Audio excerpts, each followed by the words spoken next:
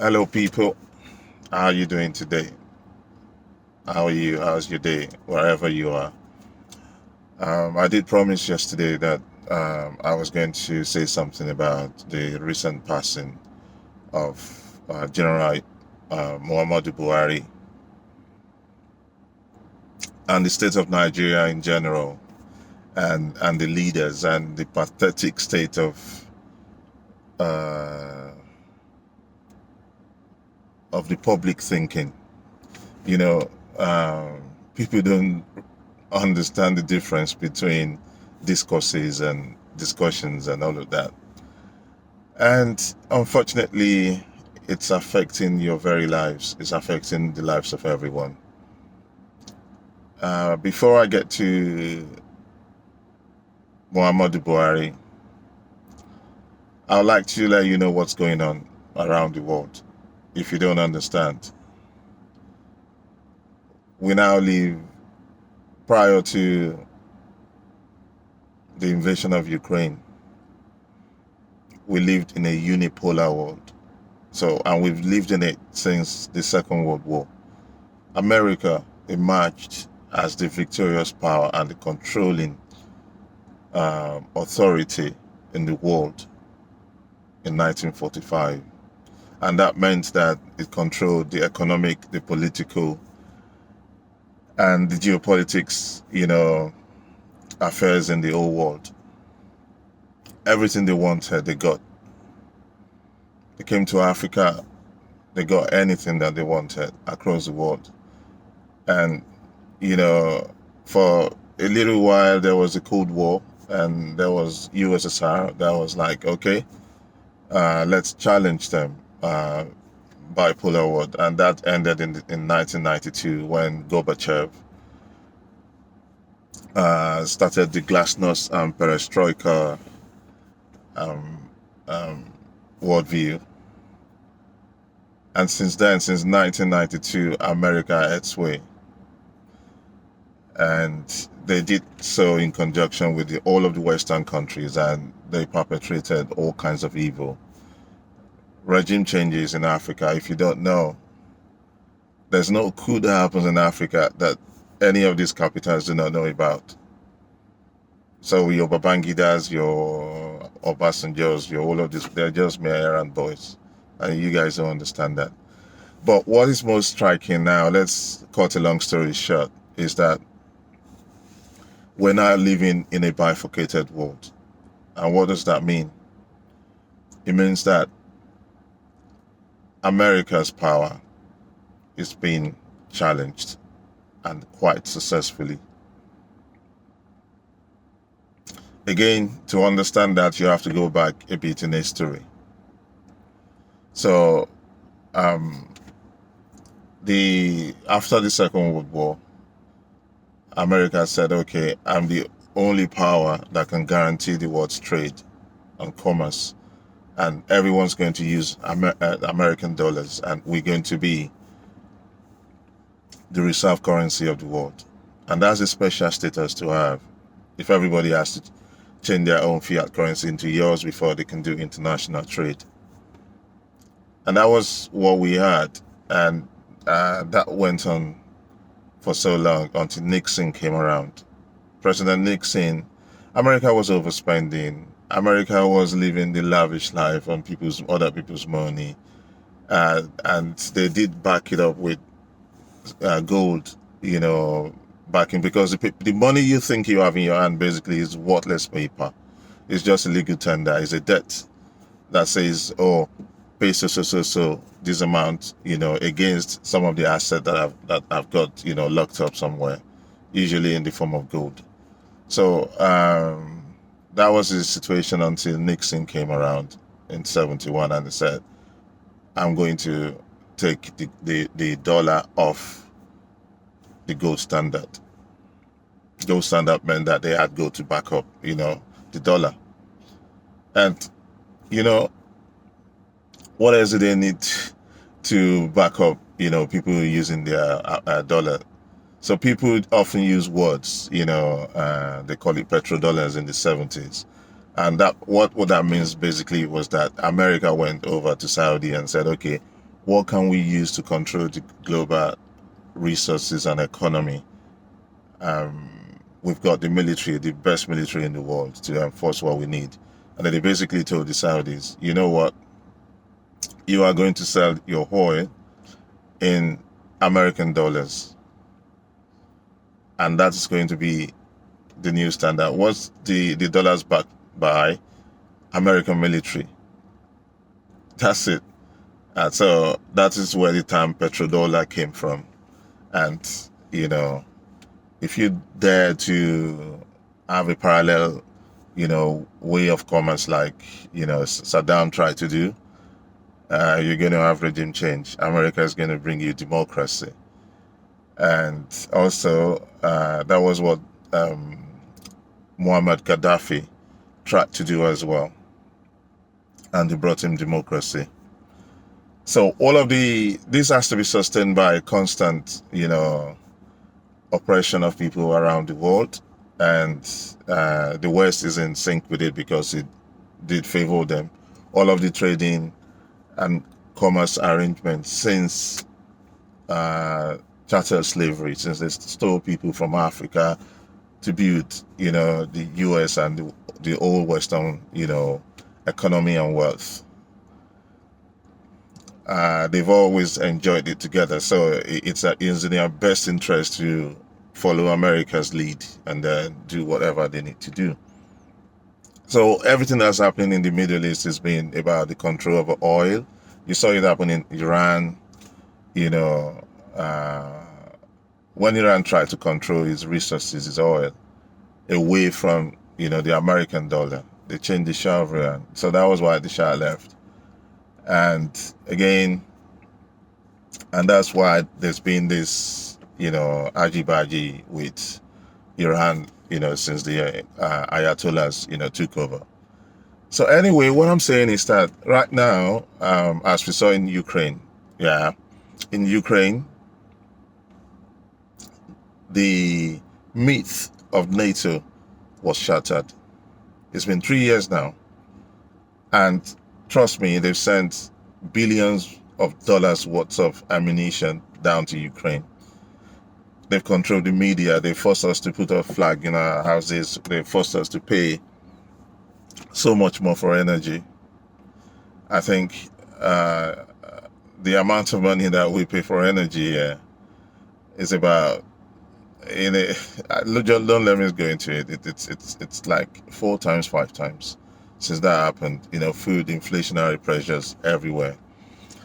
So this is a situation. NATO is toothless and powerless in taking on Russia. That is the facts on the ground. And again, Iran, came in and basically, they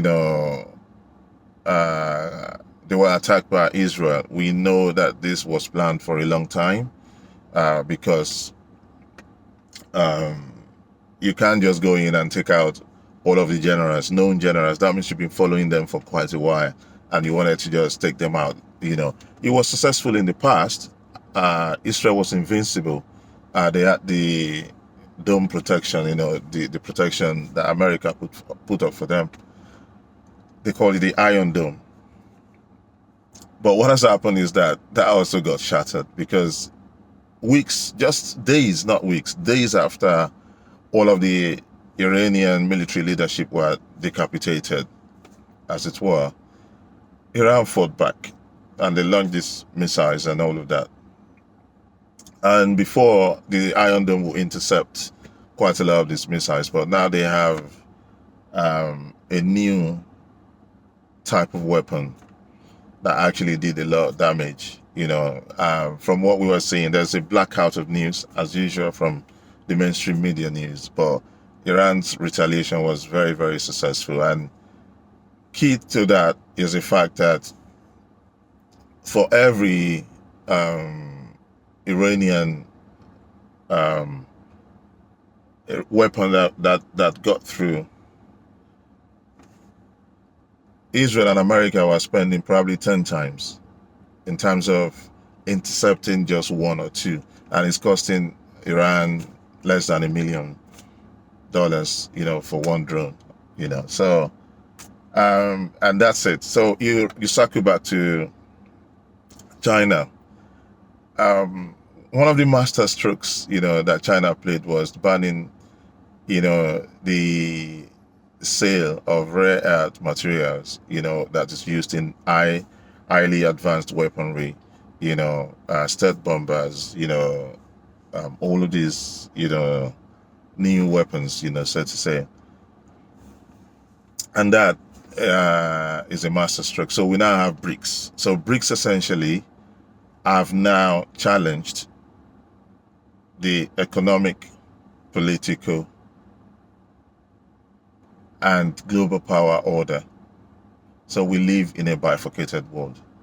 And what that means is that everybody is accelerating at a very, very, very, very, fast, pace. So when you now look at what is going on around the world, where Western universities are losing, students who come there, and Africans are heading over to China to study. And if you look at the number of scientific publications, Harvard is not even, MIT is not in the game. It's the Chinese, universities. And what is accelerating the underlying technologies that's accelerating all of this development? It's AI, it's robotics, and unfortunately, let's localize it now, bring it back to Nigeria. Unfortunately, we're still caught in, there's no light, there's no water, there's no electricity, and there are no good roads. And,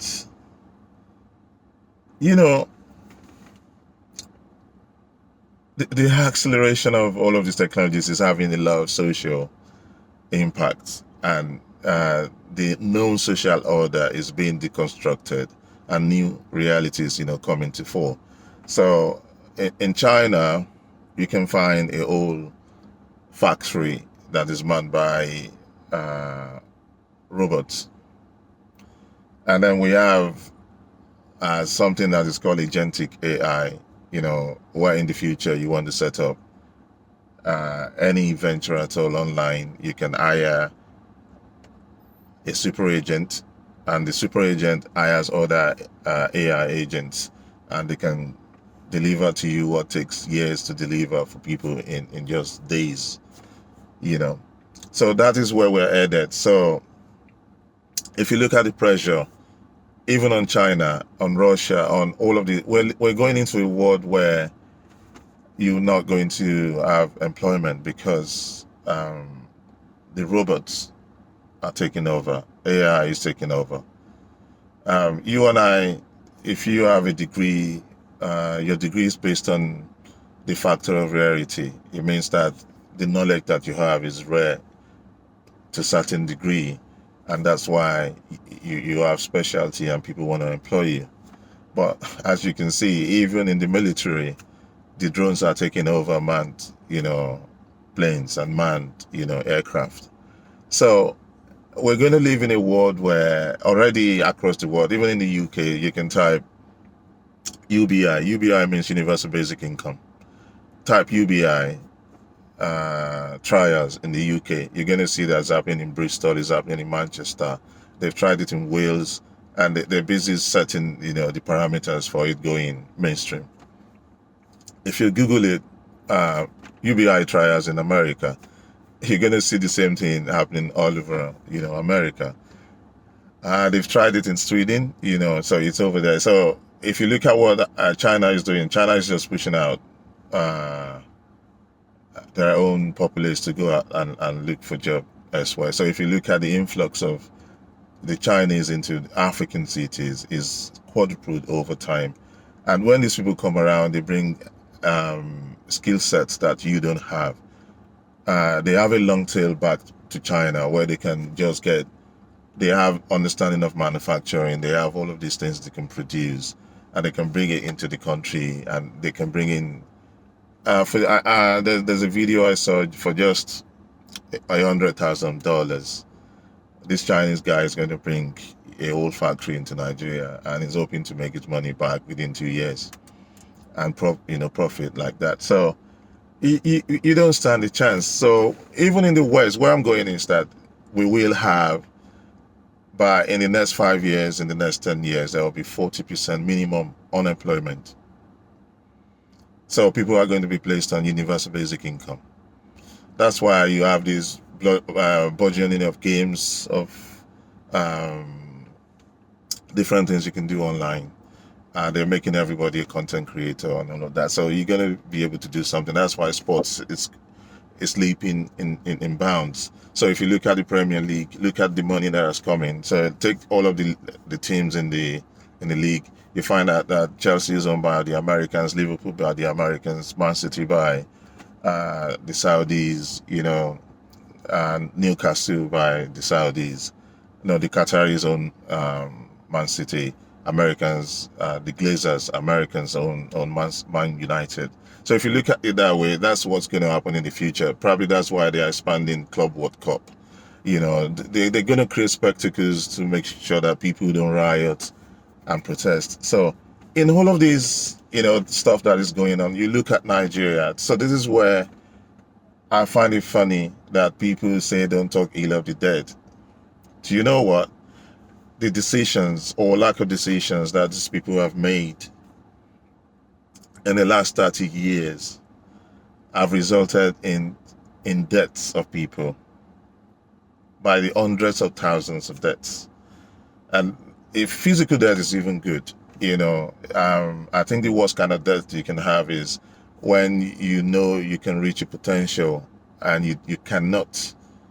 You have potential to reach a certain height, but you cannot do it because the environment in which you are does not allow you to grow.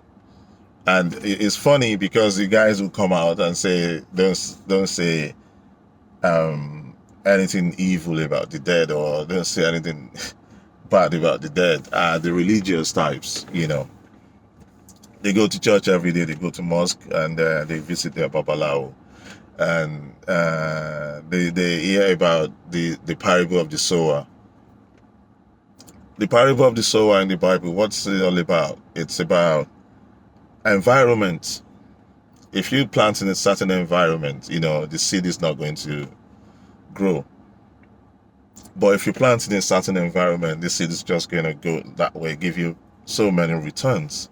And that's what life is all about. At best, each one of us will live 100 years. Very few people go beyond 100 years. And if you're over 50, you've spent basically your first half, and you don't know how long your second half is going to be. So these guys they had the opportunity to shape Nigeria. To organize Nigeria the way it could function, about the environment. So when we talk to people about all these right order of the country, if it's a federalism, let's know it's a federalism. If it's a unitary state, let's know it's a unitary state. If it's a confederalism, let's know what that is. Environment, that is creating an environment. So what's adding that? And when we say let's have local government autonomy and all of that, that's organizing. If you don't organize, there's no point, there's no way you can build anything durable. So that is what is happening to a lot of, you guys. That's why you see a riffraff, on social media, somebody who has little to no education, asking master's degree holders, to come and film him, become cameramen for 500,000 naira a month. And, quite a lot of them actually went there. It's so funny and it's so sad. That's what they've reduced, master's degree holders to. And that's exactly why you need to speak ill of the dead. Because these guys got the best of Nigeria, and essentially they cannot organize Nigeria to become what it should be, and we were shouting when OBJ was there. anybody who's followed me and followed my page knew that since 2007, I've been against the politics of Ojiobo, the current president, Bola Ahmed Tinubu. Because it was simple for me, because I think he has all the chances that Awolowo never had. He was able to unite all the Yoruba, Yoruba states.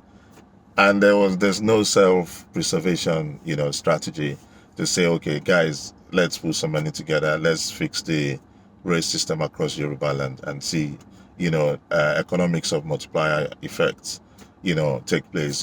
People can leave somewhere and get to where they need to do. That is the sort of thinking that you want to see, not all of these Fun Alagbado, Eyin Agbado Fun, and all of those, it's insanity. So that is what. But OBJ's economy revived Nigeria to a certain extent because it democratized communications and, everybody, fit within that economy. So it did quite a lot of reforms that are really good. And the Naira picked up. So in came GEJ. Under GEJ, we were using 40% of all our money to pay off debt. Under OBJ, we paid off all the external debts, which is stupid in the sense, if you've got internal debt that you've got, if you pay your own people what you owe them, they're going to reflect the economy fantastically. You paid off all the external debt. Okay, let's keep it at that. And then GJ came and he got the Kunjo, and then they got us back to the debt levels, that OBJ paid off. And we were using for every 40 kobo out of the Naira to pay off the debt. By the time Muhammadu Buhari came, we were using 90 kobo out of every Naira that we earned as a country to pay off debt. And I was saying to you guys, people are going to cry, people are going to die. People think that if you say the truth, you're too harsh. You need to, that's the lie about Nigeria. People are given to their own, I don't know where they got it from, probably from the churches and the mosques and all this religious nonsense that they spout to themselves. It is well kind of, falsehood. It's not well, mate. No, it's not. So this is, if you keep borrowing, if you don't organize yourself in a way that you things can be sustainable, what do you think is going to happen to the economy? Because you're not producing that much.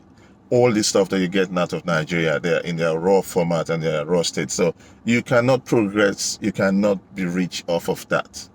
Look, I knew about the gas, fields, that they had, the first train back in the days in 2002 or 2005. It was already sold to, Europe. They do the second train, and it was sold to Europe for like 20 years and all of that. So the third one. So how can you be exporting gas, out, and you don't have gas to cook in your kitchen to reflect the whole local economy? Because the economy works when there's liquidity in the poorest areas, when people can exchange money, and then, the money flows upwards, and then you reflect it again, and then it goes upwards and makes everybody rich. So now, what do I have against Muhammadu Buhari? At a point, he was borrowing money to pay salaries, because we were basically spending every Naira to service, debt.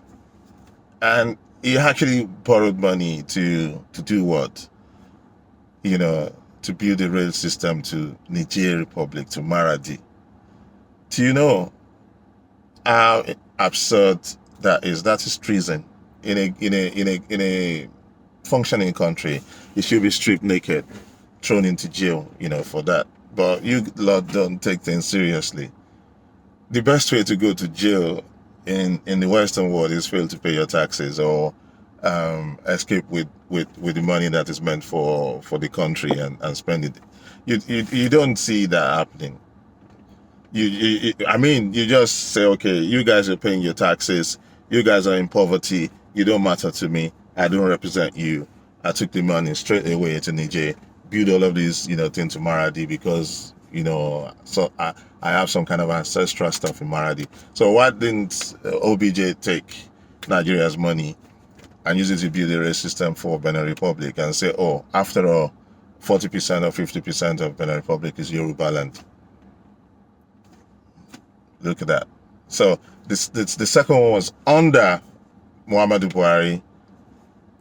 When people forget that he was the one in charge when all of those Lekki tollgate protesters, were murdered. They were massacred. I mean, yeah, Tinubu was complicit, is complicit. We understand that.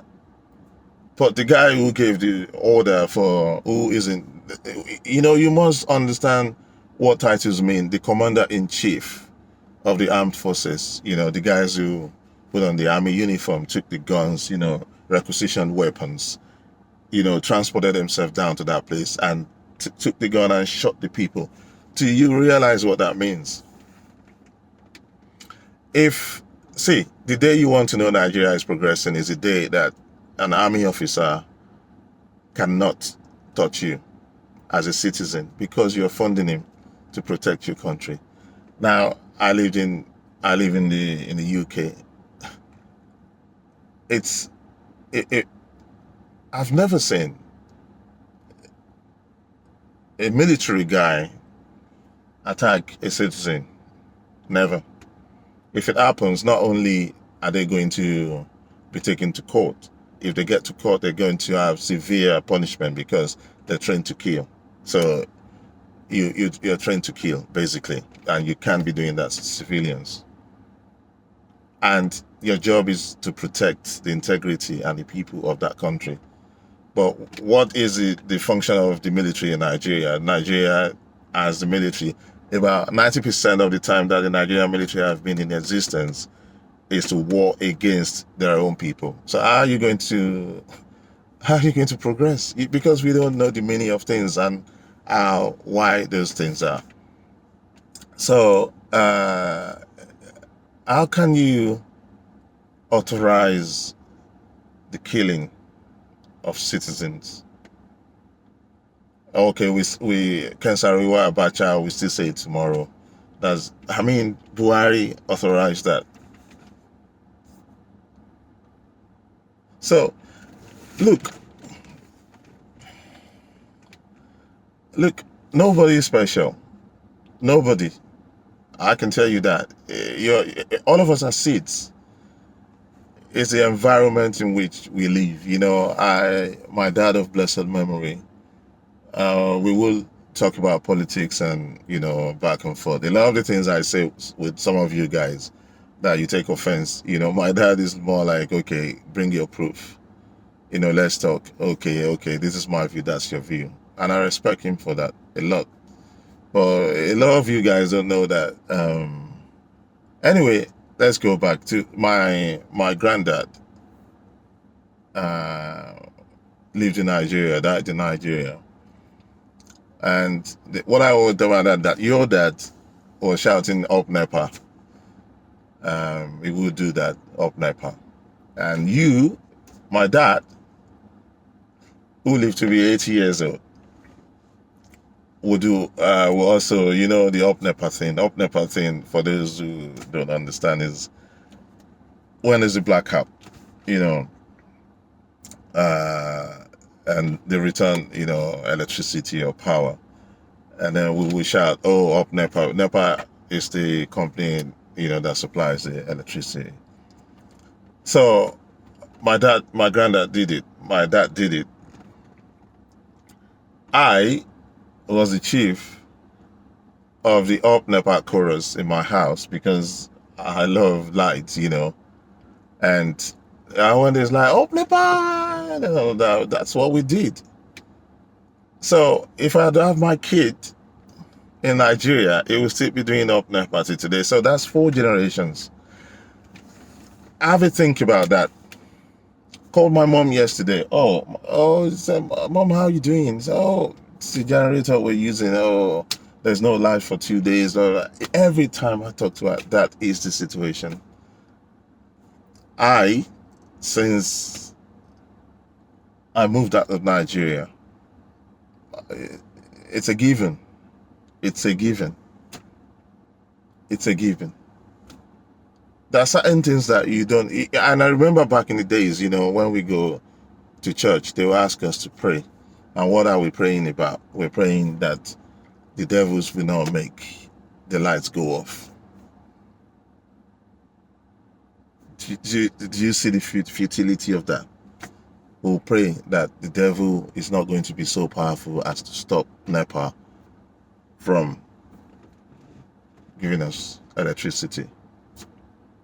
We attributed it to the devil. So what I'm saying to you here is, if you're not angry, if you keep giving everybody a free pass, and I think why most of you don't want to say it as it is because maybe you have some little sins here and there, and you've been brainwashed to see yourself as somebody that's condemned, and then you say, because I'm sleeping outside of my marriage, I'm sleeping with the neighbor, or I'm stealing some money in my place of work, or I'm generally weak in this area, that area. And so if I point out the sins of the leaders, so don't get it twisted. You're just being led by your fears. Look, this is how it is. When you are a private citizen, individual, what you do in your privacy, in your private life, is none of my business. I don't care. But once you are elected or unelected, and you are the leader, and you have control of the common resource, I will say whatever I want to say about you. I will judge you. You're an hypocrite if you say you don't judge. You don't judge. So why did you dress the way you dressed this morning? That came out of judgment. So that's not what that spiritual text meant. Don't judge others. That's not what it means. We can get into that some other day. But you need to judge. You need to have people up. So, am I glad that Buhari died? I don't know. I'm neutral. But am I angry that even while he died, he was still spending £3,000 a night of your money? Then I'm really angry. The last time he came to the UK, I knew the hospital he was. I knew some of the healthcare workers that worked there. I knew someone who gained access. They would ask them into his room. They will first ask them to keep their phone off. They were given express, command instructions not to take their phones in and all of that. But we got the report.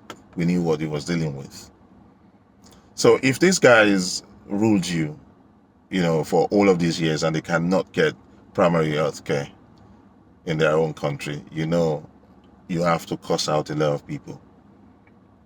As I was explaining to some idiots on social media, when Fashola said we needed to do nuclear power, and I said no, Nigeria is not ready, and he was berating me. I don't like good things for Nigeria, and I looked at him, say, you guys die out of ignorance. You just die for fun, like fowls, because you don't have any sense. Look, I did innovation management. I know the thresholds, for anything you want to do. And I do say it all of the time. For any nuclear power in the world, you need some underlying things to fall in place. One, you need industrial capacity. You need to have existent industrial capacity, because you're going to need a lot of parts, a lot of equipment, work, a lot of remedial work, even if you're supplied those things as a turnkey, project, you're going to need to fabricate, things to fix, those things long term. So if you don't have the industrial capacity, what if the country that supplies you no longer has what they need to use? What's going to happen down the line? You don't think about that. You had Ajaokuta steel for how many years? Has it worked? Is it working? It's over 40 years now. So you need that industrial capacity to fix things and all of that. And to even do that, you need the capacity of your educational institutions to be top notch. Because the mere fact that you have nuclear installation in your country means that you have to have continuous research, to be able to do that. And you need to supply the engineers, you need to supply all of the guys who worked around, the technicians who work there from your own universities. Are you going to go to Ukraine and get their own, talent and stuff? No. For your nuclear facility, Iran is enriching their uranium. The guys who are working on it, are they Nigerians? So basically, you can get in some people from outside, but you need the core of your team to be produced in the country that you live in. So is that what we have of Nigerian universities? We have farmers there who need basic farming implements, and your universities cannot manufacture, set up, small operating agencies and fabricate these things. People are still importing stuff from China. Ajaokuta Steel Complex. That's if you had Ajaokuta Steel Complex working and Osogbo Steel Rolling Mills working, you can do quite a lot of farming implements without any import. See, the third thing that you're going to have is going to have a good healthcare system. Hospitals are going to be top notch because accidents will happen. So if you have a nuclear accident like Japan had, did Japan rush to America or to Europe to say, oh, please come help us manage this leak? No, they had to do it themselves because they have all of the technology and all of the staff capacity to be able to effect that. Otherwise, they're going to kill themselves. Yeah, they're going to do harakiri, self-harakiri, or whatever it is, harakiri. Yeah, they're going to die just for fun. So all of these things have to be in place. This Fashola, the guy was just, fobbing you guys off. He was fobbing you off. He will put all of these books on in his car and keep driving around, and you look at, oh my God. And so in Nigeria, his trying means he's built a couple of blocks, and so this is social housing and all of that. Look, we need to stop fooling ourselves or stop fooling around. When he was governor of Lagos, Molo, this bus plunged into the lagoon. They had to beg Julius Berger to lend them crane, to get crane, to take the bus out of the lagoon. Lagos State is a mega city, is one of the 10 mega cities in the world. It doesn't have a crane. So how are you going to survive hurricanes and all of that if you have natural disasters? Look, you don't even get it. You don't get it. If you have an health emergency right now, if you have TIA, ischemic attacks, transient ischemic is in Nigeria, you're gone. Because the ambulance will not get to you in 6 minutes. You won't. And when you get to the hospital, they're not going to treat you if you don't have money. So these are the things we're talking about. For how long? Look, somebody is making roads, and then we start to hype them to the highest heavens. You don't have 24 hours electricity. People are hyping it. Do you know what the future is? If you're going to be involved in robotics, if you're going to be involved in AI, in this whole world, in quantum computing, even crypto, the blockchain, distributed ledger technology, you need constant electricity to power all your devices. You need fast and reliable Wi-Fi, to get into that, every country is having Bitcoin reserve now. They're having, cryptocurrency reserve because these are deflationary assets, and the fiat currencies, they are inflationary assets. Nobody's thinking about you. Guys, there's going to be a global economic crash at some point. We might have 2 more years of surplus, and then there's going to be a massive crash, worse than 2008. It's there. All of the signs are there, but nobody reads in Nigeria. It's all about reality shows and skits and piti piti aye and all of those, people shaking their rear, they're behind on the screen and all of that. That's what we spend our time doing. Even in Nigeria, you're likely to find a skit maker with a governor, and they say, I mean, for God's sake, I've been around, I've seen, not even, it's a rarity that you find a president going to Club World Cup. That was what Trump did. But go back, all of the presidents, you don't see them, going into maybe American football once in a while. I've seen Obama there, and that's it.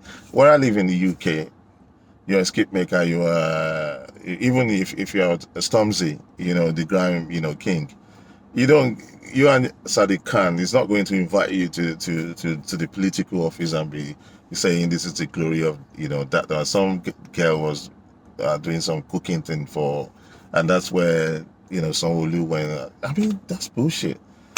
You need a lot more serious stuff. Do you know how many people that China moved out of poverty?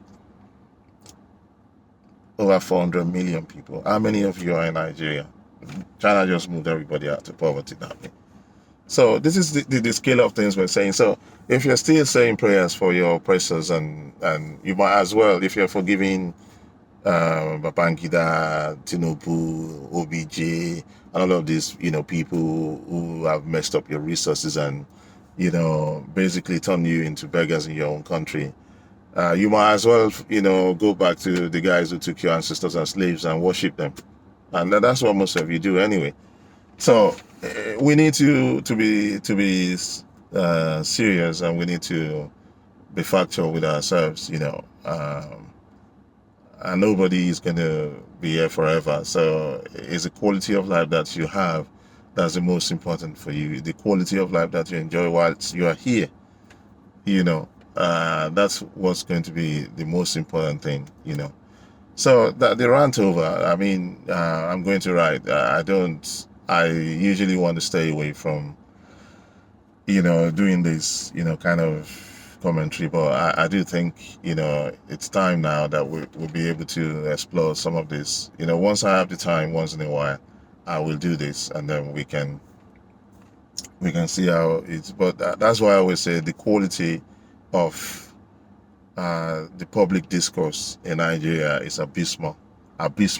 People who have certificates. Just yesterday, I was having some argy-baggy with someone who cannot differentiate a socio-cultural organization from the old tribe and the old group. So when a socio-cultural organization says something, and you reply to them as a socio-cultural organization, and all of these guys are going to come, oh, you are denigrating our old tribe, you are denigrating our old race. Fuck off, mate. I mean, this is something that a 10-year-old understands, here or in any developed economy. And if we cannot say the things that we really, think, and the things we've researched, if we cannot say, I mean, it's just like a dude that I work with, in Leo Bonnet, at some point, he was basing his whole historical correctness on what his dad told him. And it was kind of like chest beating. And I was totally wrong. And I just looked at him. I can't deal with this human being. He's got a degree, Let that sink in. So enjoy your life. Enjoy whatever you do. Life is just a phase, At best, we don't even know, if you get to 80, kudos. If you get to 90, but after those 80 or 90, what is the total quality of the life that you've got? What's the quality? That's what we need to know. And if people are there in the name of some kind of social class and whatever, making a mockery of you, what are you asking for as a Nigerian? You're not asking for much at all. You're asking for basic stuff, decent housing. You want to drive your car on good roads. You don't want to have electricity. Electricity was discovered in late 1700s, and it started to be implemented in 1800s. So look at how old that technology is. So when Fashiola was talking about nuclear weapons, I say, do you know the first nuclear weapon was detonated by America in Nagasaki and Hiroshima how many years ago? Over 80 years ago. So that's not a new tech. That's an old tech. And you are still incapable of it in this century. I mean, the kind of things that we glorify in Nigeria makes me want to puke. It makes me want to puke. How do you think you're going to live? And you shout up NEPA. Your kid is going to shout up NEPA. The same, this now, I've been saying stuff to you about Giobo Tinubu since 2007. It's now that you guys want me to start to say stuff about him when I know what's going on. So, and what is throwing up all of these guys, because these are guys that would have been cut off if everything was properly organized. They would have been cut off and restricted, to their regional, play. We have it in the UK. They would have been, but everyone wants to run a bad system and expect something good out of that bad system. Ain't gonna happen, mate. See you. Enjoy yourself.